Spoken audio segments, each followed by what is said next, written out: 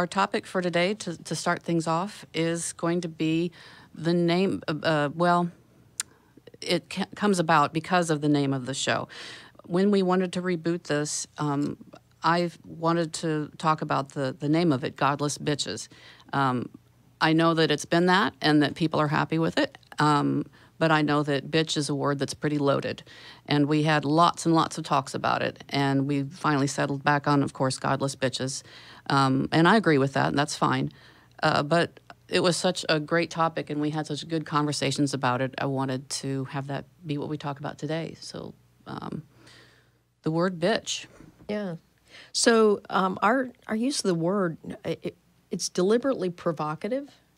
And part of the reason we wanted to be that provocative is because bitch is a term that's often used to put a woman in her place. You know, if she's assertive and confident and she's basically threatening to the status quo, it's kind of a tradition just to label her a bitch. It's a way of dismissing her. And so our use of that term is a reclamation of the term. It is us embracing that. It's like, yes, we're bitches. Bitches have agency. A bitch can piss you off, you know. And, you know, the shrinking wallflower who goes in the corner and sits and doesn't make any waves, she's not a bitch. She's not going to piss you off. She's also not going to do anything. So this is the Department of Getting Shit Done. Oh, people are looking at me. So Yeah, Tracie. I guess I'm up. I guess the only thing that I would like to insert here, it's like I was pretty passive about whatever the show was named or not named. I understood why Beth named it, what she did. I had no objection to it. If somebody had wanted to change the name, I would have no objection to that. Yeah, shout out to Beth Presswood. Yeah.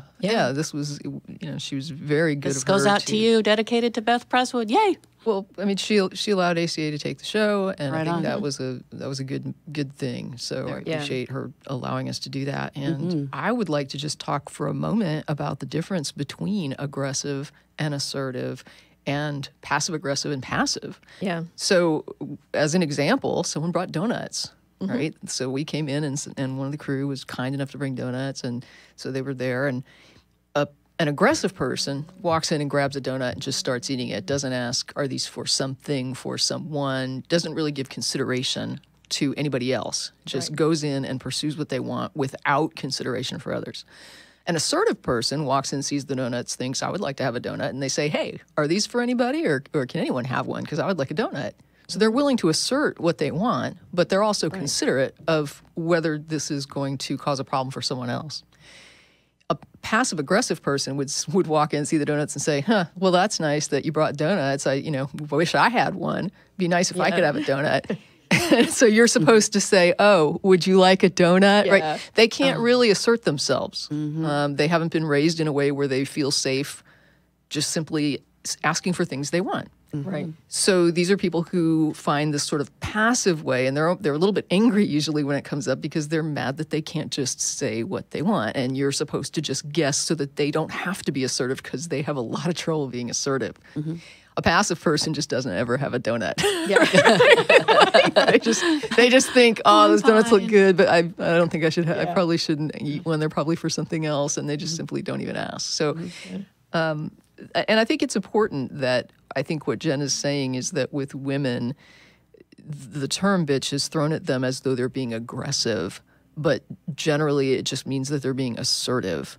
Now, I have heard, to be fair, some women who self-label as a bitch that are aggressive women, and they, to me, are kind of, I always feel like an embarrassment at the affiliation when I see somebody being really vile, like what I would call an asshole to people, and then saying, yeah, I'm a bitch and I'm proud of it. And it's like, you're just an asshole. And there's nothing to be proud of about the way you're treating other people. So that would just be my input. Yeah. Words are complicated, and for me, the word bitch really comes from the female dog. And I own a female dog who was a bitch, and a real, actual canine bitch is an amazing animal. Their behavior is perfect. They are 100% appropriate all the time. They know boundaries very well. They assert what they want, And if you don't listen the first time, there are no second chances. She will snap and let you know exactly what she wants. And it's always in line, and everybody snaps to attention. She's a rat terrier, and she's had, I guess, a few litters. She can get into the midst of six big dogs, like lab-sized dogs, who are playing, and jump in the middle and go, rah, rah, and they all just pull up straight and say, I'm so sorry, what did I do? And she's got that power. That, to me, is what a bitch is. Right. And so it has, for me, super positive things. And I know that human beings are different. And if somebody calls me a bitch, it's not going to have much power at all, because I don't care. But the fact is, bitch is, the way it's used, is hostile. Right. And my concern was that anybody who listens to the show has self-selected to be okay with bitches already, and we're preaching to the choir. The people I would like to reach go outside of that. People who are feminists, who need the information and would be curious about what we're talking about, but say, I won't watch it because of the name. It just really turns me off. So that was my objection. And it's any word can be used in an ugly way or a great way. Yeah. Like if somebody says my name, Clare, that can be the most loving thing in the world. If somebody says Clare, just something awful, it's like, oh, Jesus, what's going on? Yeah. So the way it's used is everything. And to me, it doesn't much matter. But it's clear to me that it does matter to a lot of people. And that was my objection. I actually find the context when it's used aimed at men to be more offensive. Yes. When somebody aims it at a guy in order to suggest that he is like disempowered and kowtowing to somebody and basically Somebody's saying, bitch. "Oh, you're his bitch," and that does bother me. That is really disempowering. I mean, there's no way to make that into a good thing. No, you're absolutely right. That's absolutely true. Yeah, and that's that actually is true for a lot of words that we don't even think of as offensive. And there's a way of using words that are traditionally associated with women or some female characteristic. When it's applied to men, it's a deliberate means of putting them down. And bitch is one of those. Yeah, I mean, it's very interesting that when it's aimed at a woman, it's trying to imply that she's being far too aggressive. And when it's aimed at a man, it's trying to imply he's far too passive. Right. Same term. Yeah.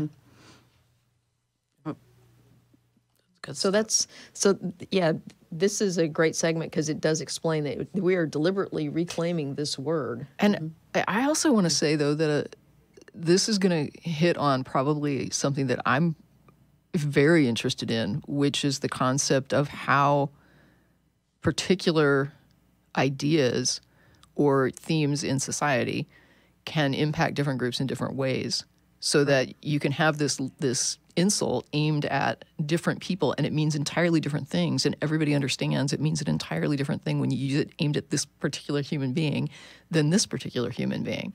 So you're using the same label, completely opposite insult, right? Depending on the demographic that you aim it at.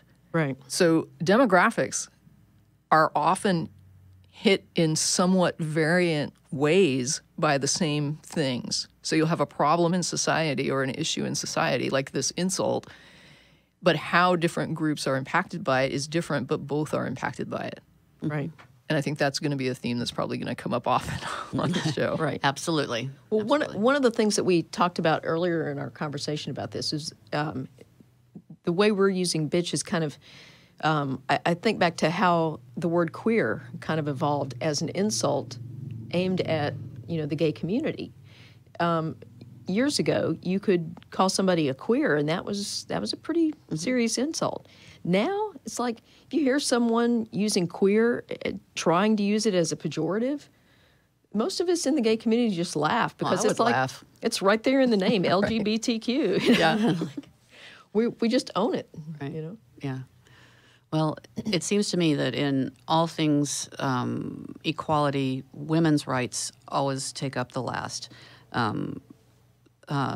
Minorities, different sexual orientations, they seem to be ahead of us in terms of legal things and damn near everything else, it's still acceptable in most of the realms I walk around in to say something inappropriate about women. But if you were to do the same thing about a person of color or somebody whose sexual orientation was not the cishet norm, Jesus, you're an asshole. I think we share some things in common with the disability community, like community of disabled people. Mental illness. Whatever it is. Right, But right. however you want to label that, slurs toward the disabled and slurs toward women are still extremely acceptable. But slurs toward religion, race, things like that are not. And and the atheist community, I think, sees this as well, right? So we get a lot of horrible things said about us. And if you take those horrible comments and you insert the word Jew instead of atheist, you look at it and you say, nobody would say that. I mean, David Duke maybe, but nobody that doesn't want people to think that they're completely a bigot would say such a thing about any religious group. And so you have these situations where where certain things that are unheard of or that are considered extremely socially taboo when aimed at a particular demographic become less taboo when aimed at this demographic over here. And it's weird because, both demographics are facing bigotry and oppression, and yet this one hasn't reached a level where it's not okay to use slurs. Right. We couldn't even get the ERA amendment passed. I remember that going on when I was a kid, and here I am, 50 and still nothing. And to be fair, I think the last year has shown that maybe the slurs were more acceptable than we thought. Yeah. Right? Like, I'm privileged enough to roll in groups where you don't hear this stuff. And there are people that come around who seem to think that this is a normal thing. And This I'm is like, true. Yeah. the group I'm in, if you said this, that'd be the last time you're invited to something. Like, Right. you don't say that. But yeah, you kind of see what's happening in a broader, demographic than the ones that we typically travel in, and then you object to something like this, and you get accused of being, you're just being too emotional about this. Oh, well, if You so, need to never.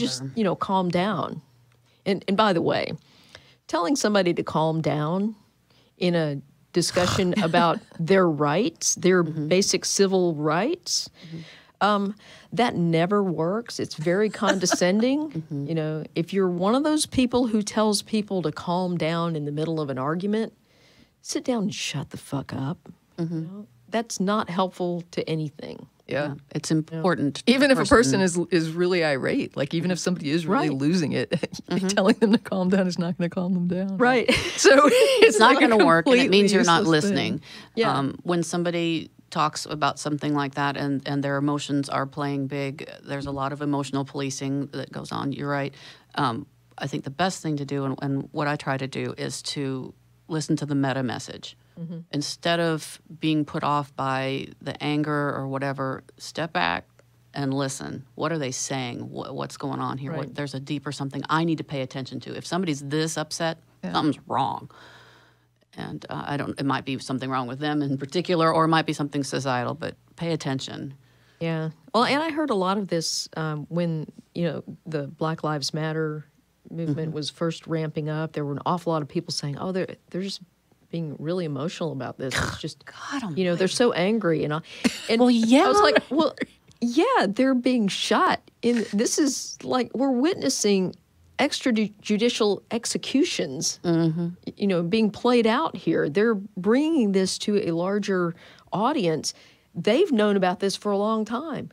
If you were in fear of your children being shot in the street for no reason, wouldn't you be pissed off? I would. Oh, my God. Yes. I mean, Oh, gosh. When you have something that you can't change about your person, if it's being female or the color of your skin, and the world treats you in a certain way because of that, it's to step into their shoes. You just can't do it. You need to listen. right. There's a minister here in town. His name is Sid Hall, and a long time ago, I heard him give a sermon where he said, as a heterosexual male Christian, white, listing all of the things that he was that's normative, I need to shut up, and my job is to listen. Mm-hmm. And I love quoting him every time somebody on my feed or whatever says something like, oh, women, blah, blah, blah, and it's a man. I'm like, you really need to be listening. You don't really understand. You can't possibly understand. And that whole listening piece. Anytime I hear a statement that starts with a division, right, my flag always goes up immediately when someone says, hey, women, or hey, gays, or hey, blacks, or when I hear that sort of descriptor, I immediately think, be wary of what's to follow. Yeah. Because the person is already dividing people up into a demographic that may not be, like they're dividing up into categories that may not really be the category. Yeah. That reminds me of something that just happened. So the Grammys just happened. Mm-hmm. And so I guess it was some record executive, and I forget his name, but he tweeted out that women in the industry need to step up to be producers and, all these, take leadership roles in the industry. And because they keep rejecting them, I'm sure. Like they're being offered yeah. like all these roles and they'd rather them. be at home. So Pink, who I love Pink, she got on Twitter and just eviscerated this guy. She's like, women have been stepping up since the beginning. And, it's not that we're not stepping up. It's that basically there's this institutional sexism in the industry that's keeping women from being record producers and, executives in the industry. And anyway, it was an epic. If you don't follow Pink on Twitter, you're probably missing out. Right on. She's fantastic. But anyway, I was looking up some numbers, and it turns out that I think in the last I forget what the time frame is. I think maybe 10 years or something. 9% of Grammy nominees are women. Golly. So, what percent? I wonder how that falls out in terms of what percent of songs out there or albums there are or musicians there are. There's a lot of female singers. I know it. I know it's more than 9%, people. I know it's 9%. I'm sitting here thinking like that's an industry where women actually are promoted. But this brings up an interesting point. And I don't know if that I was like super excited for the new Van Jones show. I am like, big on when they have him on panels. I love his commentary. He's usually on CNN. And they finally have given him his own segment. And so I was very excited to see it. His first hour-long segment featured Jay-Z. And so Jay-Z came on, and he's talking about his perspectives and what he's trying to do as far as dealing with empowerment of the Black community. And one of the things he specifically talked about was how, when it comes to music, he's like, you see that there are a lot of Black entertainers, but what you don't see are, a lot of the Black people that are in the industry are not in positions of power. Like you're talking about, they're not the promoters, they're not the owners, they're not owning the contract. They're the ones on the other end of it. They're the product that goes out, does the stuff, makes the money, hands it to someone else. Not that they don't make a lot of money. I mean, yes, they do bring. I'm not trying to imply that they're not paid, but they don't own the product. Right. They don't, and they're the ones producing. And so what he was saying, and what he's tried to do with himself and with other entertainers, is to try to get everybody in a position where they can own the product. He's like, unless you own the product, you really are not empowered. When you are the product, you go away, the next product comes, and you're, shuffled away. And so his whole thing was about, it's not about being, getting the paycheck from someone else. It's about being the guy who has the money, that has the power, that's writing the checks. And what was really interesting is that there was a tweet that came out from Trump, like really the next day. I can't remember. I'm trying to remember what happened or what was the event, but there was a tweet, not in response to that show, but in response to, it might have been something like that. I don't know if it was the Grammys or what, but something happened the next day. And that might have been why they had Jay-Z on, is because the Grammys were coming on the next day. But I didn't watch the Grammys, but I think it might have been the Grammys. Trump tweeted and he said, you know, Black unemployment is the highest, is lowest it's ever been. And I was like, wow, this is weird, because I just watched an hour-long segment where there was a person who's working toward empowerment of the Black community saying, this is the problem, that it's not about I need a job, it's about I need to be the entrepreneur. And here you are responding to this with, hey, you're getting a paycheck. And it's like, did you listen? Yeah, Captain Clueless. Yeah. Now, I know the Van Jones show wasn't the Grammys, but the point is, when you're going to issue a response on something like that, it seems like you would inform yourself somewhat. I mean, oh, who? No, but what are we talking about? I'm just saying that Right. if you're going to help a particular community, or you're going to say that you're helping, you might want to look at the perspectives that are offered and see if this is really what is being requested, or what you're being told is needed. Yeah. Of course, that would require a degree of intellectual curiosity that, you know, the Mango Mussolini doesn't But a lot of possess. people do this, though. I mean, look how many people got upset at the NFL players. Oh, I know. Yeah. Right? And it's like, there's this, it's a weird cyclical thing, right? So you have this community that is completely disenfranchised. And they are, like you said, the voice is not being heard. They're tucked away in a ghetto somewhere. It's not, you know, and so they're coming out and saying, you know how frustrating it is to live in this society where my voice is not heard. So they come forward, they do these protests, and then these players who came out of the same situation very often, they use their position and the celebrity that they've gained from their position to bring more, you know, visual to this movement. Basically, they're saying, I'm going to bring more attention to this by using my position, because I'm in a position that is very elite. Right. So which, they do which this. is an incredibly ethical thing to do. Right. And when immediately, you gain power, you use it to but help immediately, people. right, they're attacked for this, and people are like, you're being treated well, you're making lots of money. Why don't you just sit down, shut up? Why are you complaining? You're not that person in the ghetto. You've made good. And it's like, that's why they're reaching back here. This is a person who didn't forget where they came from, didn't forget what it was like, knows that there are still people in that position and wants to help. And you're literally when it's a person who's not in that position, you want to just have them not protest. And then when somebody in that position does something, you want to say you have no right to protest because you're not poor. Yeah. It's disturbing. It's just It's just a refusal to hear the voice. This isn't even about those issues. These are justifications to simply say, I don't want to hear your voice. Just go back to being silent. Exactly. Yes, we did you a favor. We let you into our club. Yeah, now you need to shut up and be quiet. So personally, I feel a little weird about three white girls talking about civil rights for Black people, people of color. But I know a whole lot about feminism, and the same things sort of apply here. To get people to listen and to give up the people who are in power, which is, you know, essentially white males, to recognize that they have that. I have a son, and Jen, you have a son as well. And when I don't know how political we can get.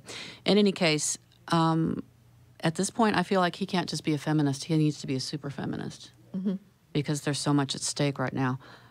There's so much. It's always been there. I don't think there's anyone who's suddenly decided that they're going to be horrible people. But being an out and proud feminist and doing what we can right now, and if you're a white male, even giving up the, it's hard to describe, the notion that you know everything. You don't. Yeah. I don't mean to sound antagonistic. I just, from personal experience in talking to men, and the men I talk to, a lot of them are very willing to listen. And the number of times they've said to me, wow, I had no clue, or said something that indicated that they really don't still have a clue.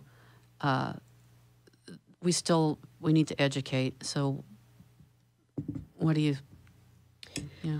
Yeah, I think my son is, I mean, well, first of all, he's got 2 moms, so he lives in a female-headed household, and he's always been surrounded by strong women. So there's My husband will tell you that he lives in a female-headed household too. Yeah. So.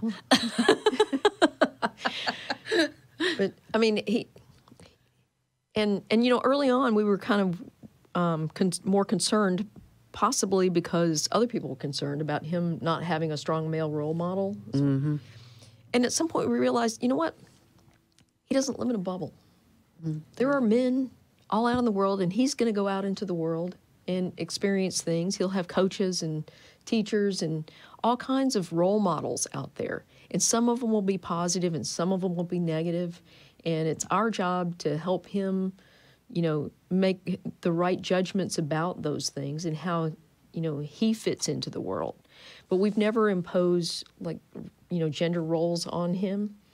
When he was a little guy, one of his earliest requests when he was just, you know, a toddler, he wanted a pink baby for Christmas. Mm-hmm. And we thought he was asking for a sibling. And so after some discussion about that, and my wife saying, no, that's not happening. I'm not doing that again. Mm-hmm. Yeah. We finally determined that what he was asking for was this baby doll that had a pink gown on. And the baby, it came with a little doctor kit. And the baby would get sick. And when it gets sick, the little freckles, like the spots would appear on its face. And then you'd have to take care of the baby to make it better. Mm-hmm. So that's what when he said he wanted a pink baby, that's what he was asking for. And so we're like, oh, we can get you a doll. Good thing we didn't get started on plan A. Boy, that would have, yeah. So he got his pink baby, and I think the next Christmas he wanted a kitchen set. Mm-hmm. So all of these things, and you know, people were like, oh, get that boy a truck. And it's like, he doesn't want a truck. He wants this stuff. It's not like we're stopping him from having a truck. Yeah, he can have a truck if he wants it, you know. Get them what they want. If anybody thinks that you make a child uber girly or uber boyish, you know, with the toys and the things that they choose, you haven't had a couple of kids. You might have one kid that falls into that, and you're like, oh, yeah, my kid eats all of her broccoli and goes to bed on time and all that stuff. I'm like, super, you haven't had a second one. Mm-hmm. So those tendencies and proclivities towards liking dolls, trucks, horses, dragons, all that stuff, it's got nothing to do with gender. I'm sure there are tendencies, but yeah, you can't make a kid, oh my gosh, my son's favorite color was pink. Yeah. Oh, yeah. And there were people in the family like, oh, you're going to turn him gay. I'm like, holy Christ. I mean, if a pink shirt is what it takes to turn somebody gay, I mean, come on. How fragile is your sexuality? Right. And, oh, man. I mean, I have a friend who, she wanted to do I'm not going to impose these gender toys or anything like that on my kid, and the kid is just, you know, trucks and superheroes, and you know, he's just, you There's know, just the something about guns, and she's just like, where did this child come from? Yeah. And the thing is, my son has gone through all of that. I mean, he had the traditional girl toys, the dolls and the kitchen sets and all this stuff. He's also got tons and tons of Legos. Mm-hmm. He builds robots. You know, he likes folding paper airplanes and flying them. All this stuff that, you know, none of that stuff should have a gender attached to it. And a lot of it even doesn't. You know what I mean? There's plenty of toys where, show that you can have toys that appeal to anybody. That's not. Yeah. And so, I this whole bizarre, you know, you've got you came out of the womb with these pink bits, therefore this is your life, and it's scripted. It's just absurd, you know.